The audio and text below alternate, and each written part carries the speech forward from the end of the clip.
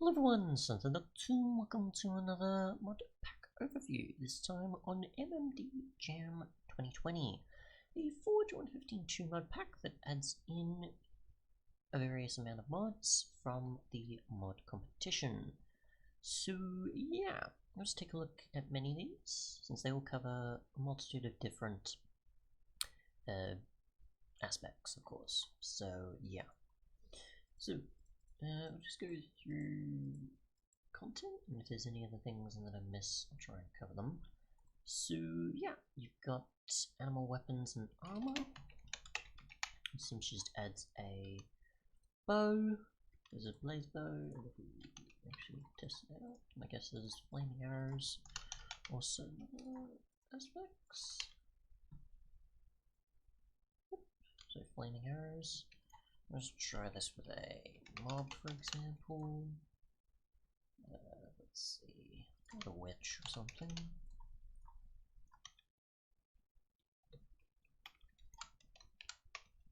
Oop, that's not really gonna work. Okay. So, doesn't seem to completely defeat them. So the fact that I was using fire resistance, I guess it's kind of better than a typical bow, but not as much as I'm thinking it is. Okay. So it won't easily one-hit them, but it will probably after two.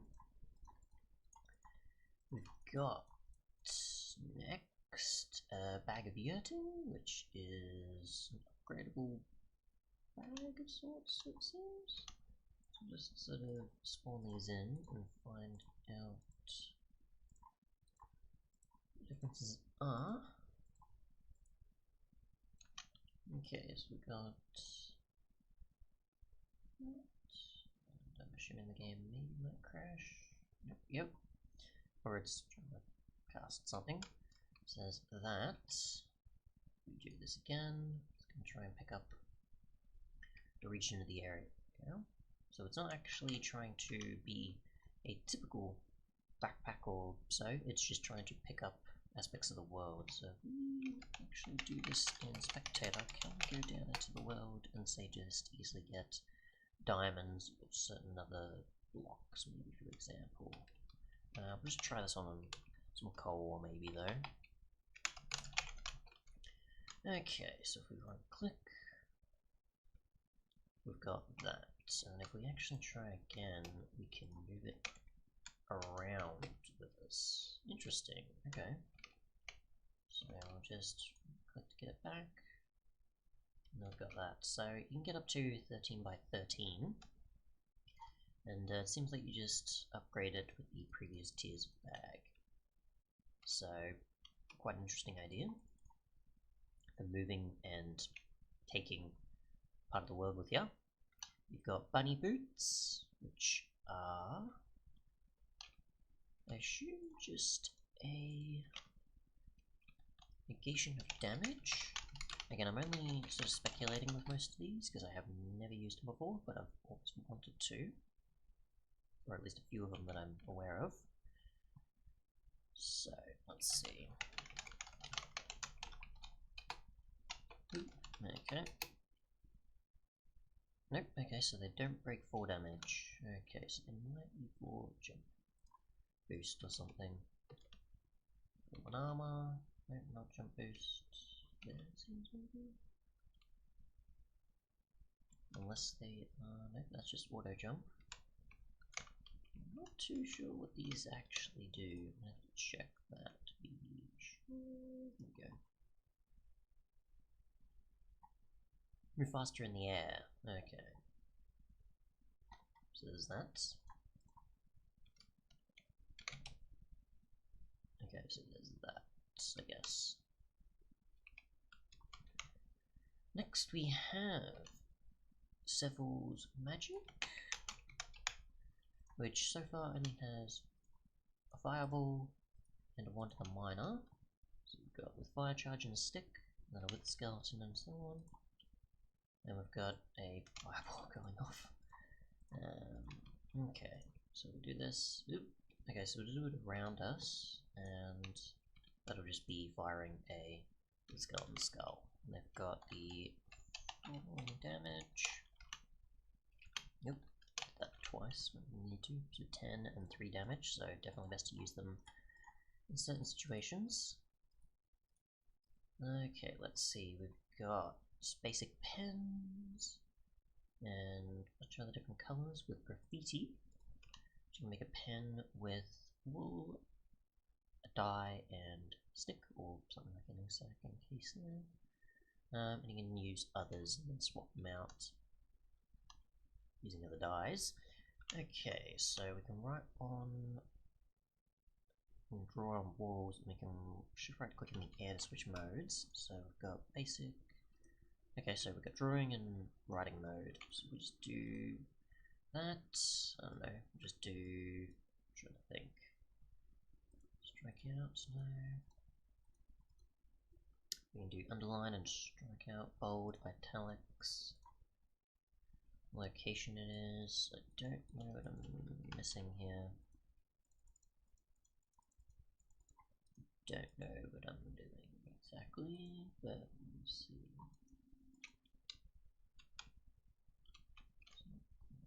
So we'll switch to drawing mode. Okay, so drawing mode you can actually draw on the block, but writing mode is also okay, and there is its own graffiti thing there, if you can kind of see the bounding box. So we'll switch modes to writing mode, and my guess is you could actually write something here. Okay, so see, click here. It's not going to change anything. Okay, so we need to change the position of it. Buttons, our coordinates, and then we're good to go. We'll bold it, italicize it, underline it, and strike it out. Okay, so you could put a bunch of signs or something like this, I guess, in a way. You've got an eraser to remove these, I guess. So paper and a stick. I don't know if you have to constantly keep breaking it or not, similar to a pickaxe or not. But my guess is that would be the case. Okay. You've got a canvas editor. This allows you to either change position.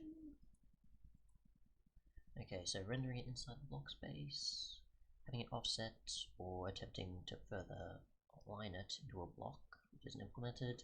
You can lock it to disable editing for the block, add a pixel grid or not, or change the pixel grid. And there's a right click action which allows you to click through, examine, full screen, or open a web link, but obviously not enabled yet or implemented as a feature. You can import and export as well, which is quite cool, and pretty much the same there. So we export, that'll put that to a JSON file that will appear in your thing, inventory. Okay.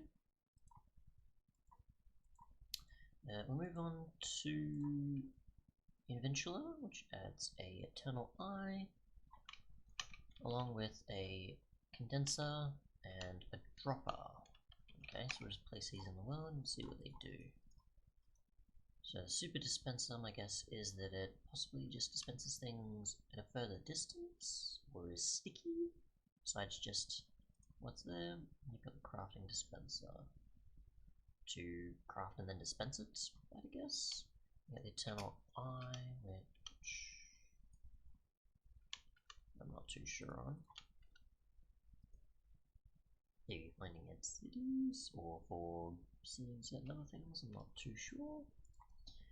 But that's my guess. Let's see, we'll get a lever,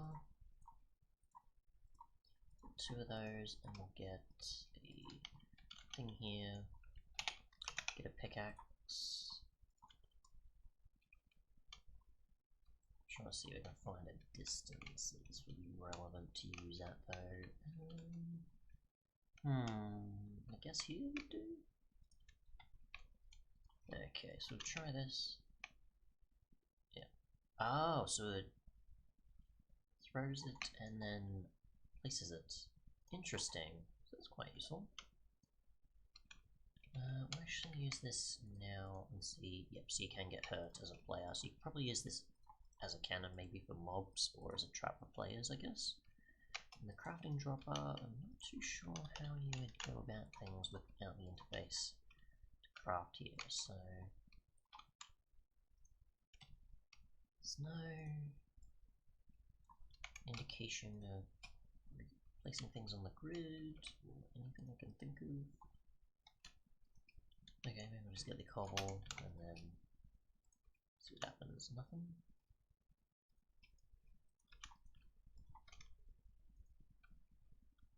Nothing. So I'm not too sure. Unless it needs a chest on the side or something. Nope, no idea. So do best to check the mod page for that. Otherwise, we've got Pitch Perfect, which pretty much is just the ability to make instruments that you can then use to mimic the sounds of what a note block would. Since I obviously have my sound turned down to make it easy for recording, I'm not really going to play these, but just know that obviously you'll be mostly mimicking the sounds of what a note block would on certain blocks obviously, but in instrument form, so there's that. Otherwise, we've got stem planks, which, World of Wonder, which had stem planks along with some dandelion related stuff, so maybe larger versions of dandelions it seems, along with, okay, well maybe just this mob here, which is also neutral, will attack you if you're not careful. There's got a bunch of different things you can build with the planks. You can use it for regular wood, fluff and such. Okay, so we're going to get a dandelion, and we'll actually grow it with bone meal and see if we'll get anything. Or this blue meal as well. Leaf fluff. Okay, so we'll put this out in the open. Can't bone meal it. Okay. You can do that though. So maybe you find this in a different biome or something. I'm not too sure. But either way, gives you more blocks to build with and a few uses for flowers. You can also get a hat as well. So that's, and we also have Project Venom, which adds steel, which you can smelt.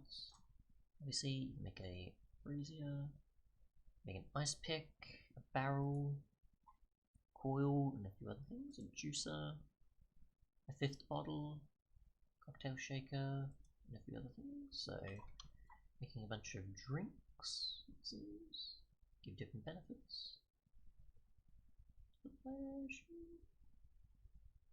And that seems to be it for the rest of it. Otherwise, you've got the Traveler's Map, which adds in obviously the map, the time of day, and the compass, I believe. Otherwise, though, I think that should be it. At least for like content-wise, there is obviously the other minor stuff. Oops. Like Splashy for the new splash screen, cinematic cards to change up cards, daylight, which might actually be the daytime aspect there, and then a bunch of other aspects like Open Loader, which allows you to do stuff with data packs and resource packs globally. Thanks so much for watching though, and goodbye.